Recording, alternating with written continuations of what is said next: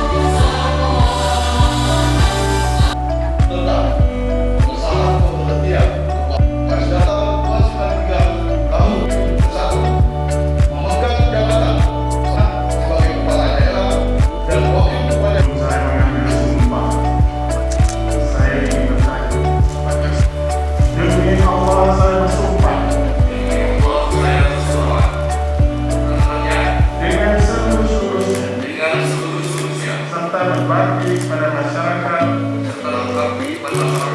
nusa dan bangsa.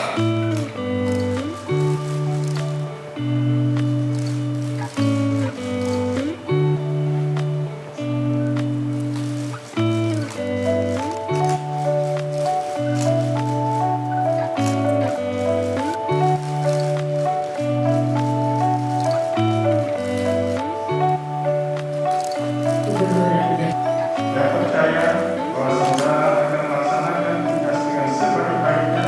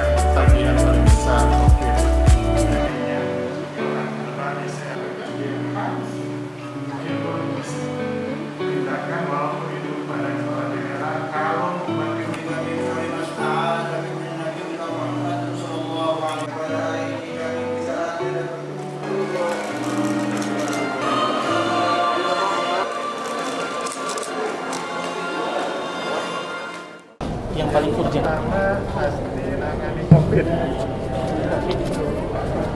Karena Sambas sekarang sudah masuk zona oranye. Ya. Yang kedua, pasti segera karena jabatannya nggak sampai 5 tahun ya. Bupati itu harus, karena di sana itu banyak dinas-dinas itu PJ, bukan definitif. Ada 8 atau 9 kalau nggak salah saya. Dia jangan tunggu 6 bulan. Minta izin kepada Mendagri untuk melakukan open bidding terhadap dinas-dinas yang PJ itu. Nah, efektivitas anggaran nantinya tidak bagus. Ya. Kemudian kembangkan pariwisata di Sambas itu. Sambas punya ikatan budaya dengan Malaysia dan Brunei sehingga bisa menarik wisatawan dari sana. Karena celah fiskal Sambas itu lemah. PBD-nya tidak sampai, PAD-nya nggak sampai 10% dari APBD. Sangat tergantung pada pusat.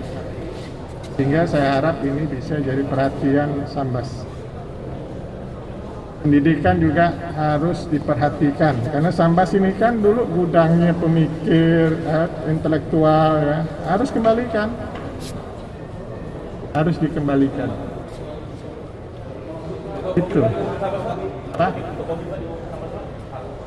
COVID di Sambas cukup tinggi ya, walaupun Piralud itu atau city-nya itu 34 sampai 38 kebanyakan.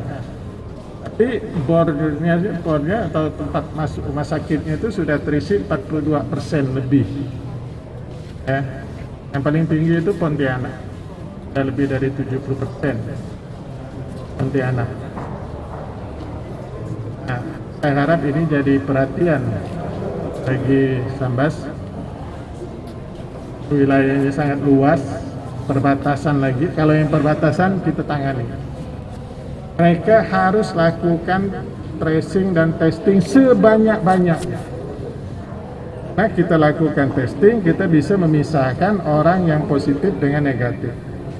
Kita lakukan tracing supaya orang kadang tidak nyadari satu keluarga kena, satu anggota keluarga kena. Dan begitu sudah ketahuan positif, yang lainnya dibiarkan, harusnya diperiksa. Harus cerewet, harus ketat. Kalau enggak, nah itu bisa.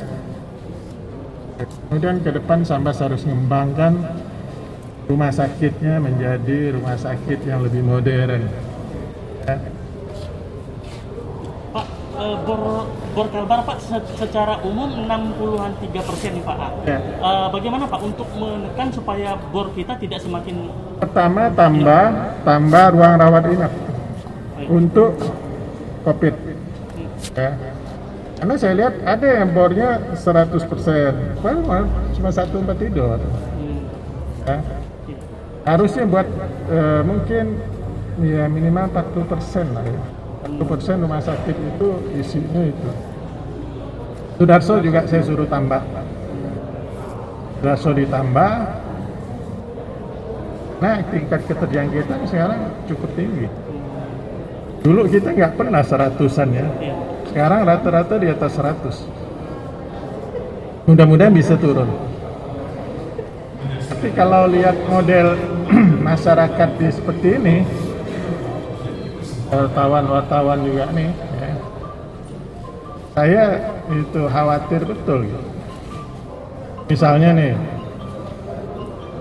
Pak Wali mengadakan PPKM itu nggak ada lagi. Sekarang ini seluruh provinsi PPKM. Ya. Artinya seluruh kabupaten juga PPKM. Nah, harus berani batasi. Nah, Pak Wali batasi jam 9, toleransi jam 10. Itu taman penuh. Maghrib aja ramai penuh, apalagi malamnya lagi. Nah, harus tegas, jangan takut gitu. Ada lah yang ngeyel pastilah. Ya. Biasa duduk di warung kopi kan dibatasi pasti dia marah, pasti dia ngomel. Nggak apa-apa, biar aja ngomel. Ya. Ini kan untuk keselamatan bukan dia sih mungkin yang lainnya kan kasihan. Ya. Jangan jam 9, toleransi jam 10, harusnya jam 8. Titik dah, tak ada toleransi.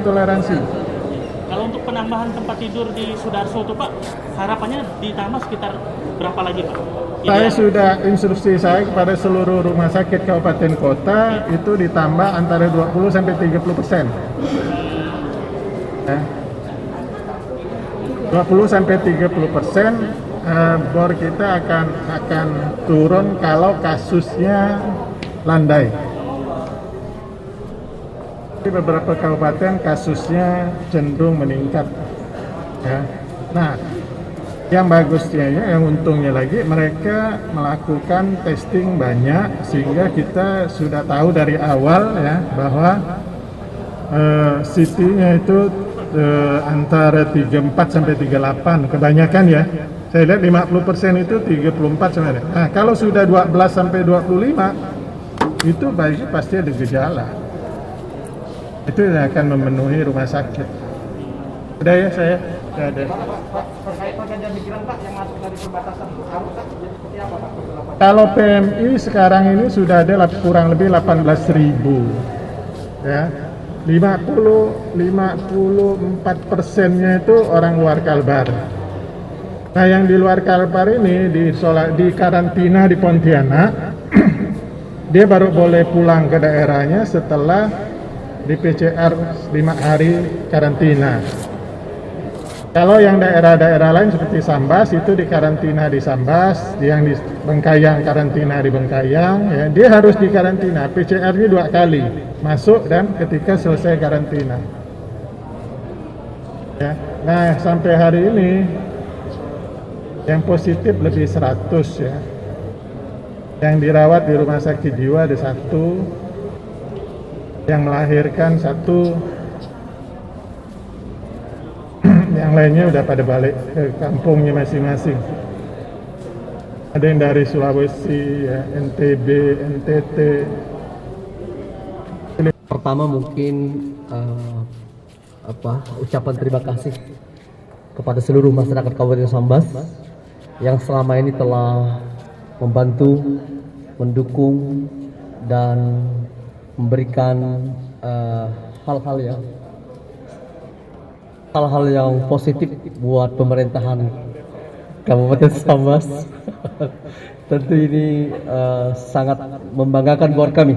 Terima kasih kepada seluruh masyarakat Kabupaten Sambas. Kedua, kami mohon maaf jika di sana sini ada kesalahan, kekhilafan dan keterbatasan.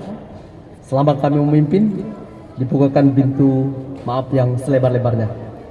Mudah-mudahan pemerintah baru berjalan dengan baik, lancar, mengemban amanah masyarakat Kabupaten Sambas, dan tentunya kami berharap untuk taat patuh terhadap peraturan dan perundangan berlaku sehingga pemerintahan berjalan dengan baik.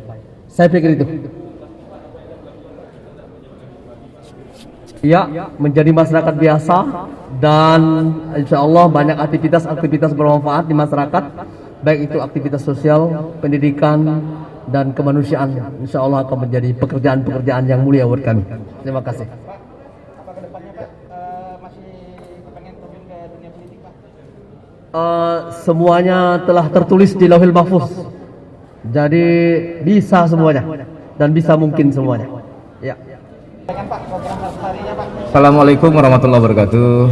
Terima kasih kepada sahabat pers pada pagi hari ini bisa bersamai kami berdua pada proses pelantikan Bupati Wakil Bupati Sambas oleh Pak Gubernur. Sebagai hamba Allah yang beriman, kami berdua bersyukur alhamdulillah proses pelantikan pada hari ini Bupati Wakil Bupati Sambas berjalan lancar baik oleh Pak Gubernur. Terima kasih Pak Gubernur dan seluruh undangan yang hadir pada hari ini. Selanjutnya juga kami sampaikan terima kasih juga kepada Bupati, Wakil Bupati sebelumnya atas dedikasinya, kerja kerasnya yang telah membangun Sambas 5 tahun yang lalu. Insyaallah saya Satono dan wakil saya Pak Ropi akan menjalankan titipan amanah dari masyarakat Sambas untuk 5 tahun ke depan, insyaallah mudah-mudahan.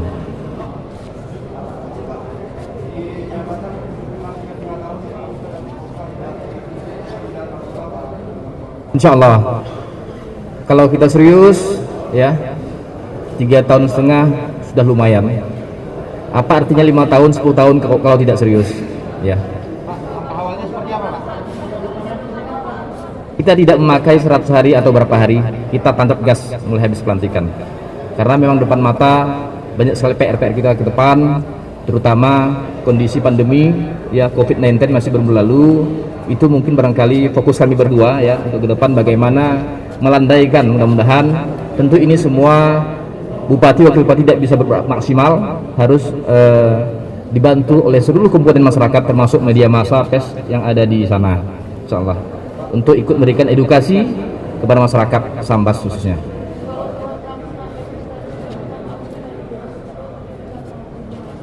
Ya, sebenarnya kurang lebih dengan apa yang disampaikan Pak Gubernur dalam arahan beliau tadi. Sambas sebenarnya daerah yang cukup banyak potensinya ya. Pertama, potensi sektor pertanian, perikanan, perkebunan. Kemudian daerah-daerah wisata juga luar biasa ya, termasuk ke Majo ya. Pantainya indah. Kemudian Jawai, Pemangkat ya. Ada danau juga yang alami di Sumedang. Insyaallah mudah-mudahan ya ke depan kita bisa bagaimana merumuskan potensi-potensi lokal ya, wisata, pertanian yang notabene adalah Sambas ini lumbung beras ya. Insyaallah mudah-mudahan kita maksimalkan ya.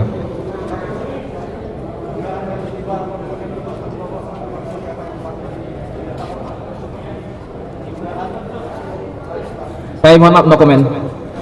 Ya.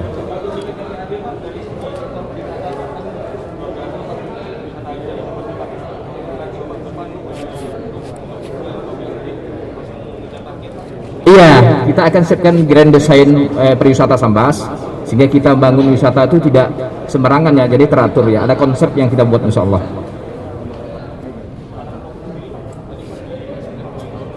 Iya, akan kita laksanakan bagaimana untuk menurunkan ya angka-angka Covid di Sambas berlandai, insya Allah.